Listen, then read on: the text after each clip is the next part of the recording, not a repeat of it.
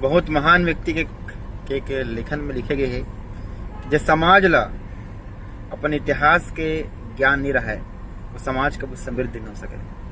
आजकल के युवा साथी मन बहुत सारा सवाल करते, बहुत सारा प्रश्न करते, लेकिन मैं चाहता हूं कि भले एक बार आप पूरा ठहराव के साथ, पूरा जागरूकता के साथ और पूरा जिम्मेदारी के साथ अपन धर्म के, अपन समाज का जो गौरवशाली इतिहास है एक बार जानो, एक बार समझाओ, एक बार परखाओ। ओकर बाद आप लोग पता चलिए कि आप कौन सा समाज के बेटी बेटा हरो। अब वो समाज की बेटी बेटा हरो, अब वो सतनामी हरो जगह से जुड़ के ना जाने कितने सारा लोग अपन जीवन ला सार्थक कर डरी, सफल कर डरी।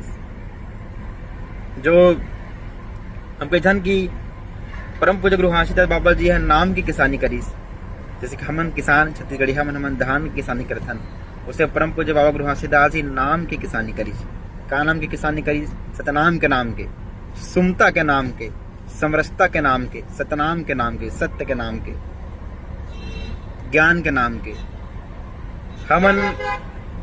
हमन के धान अगर बोथन 6 महीना बाद, 8 महीना बाद अगर फसल हमला मिल जाते काट देता, लेकिन परम पूज्य बाबा गुरु घासीदास जी के ऐसे धान, इसे पीछा के धान, ज्ञान रूपी धान रहे जो लोग सन 1756 में बाबा जी अवतार लेके मृत लोग धरती में बोरी से और युगों तक मानव समाज खाते रही तो वो नहीं सिरावे ये धान परम पूज्य बाबा गुरु घासीदास जी बोरी।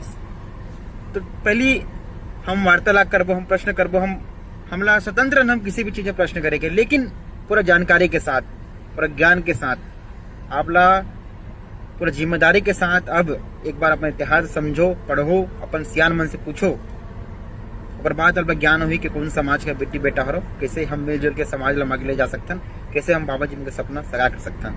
साहेब सतनाम, गुरु नसी साहेब।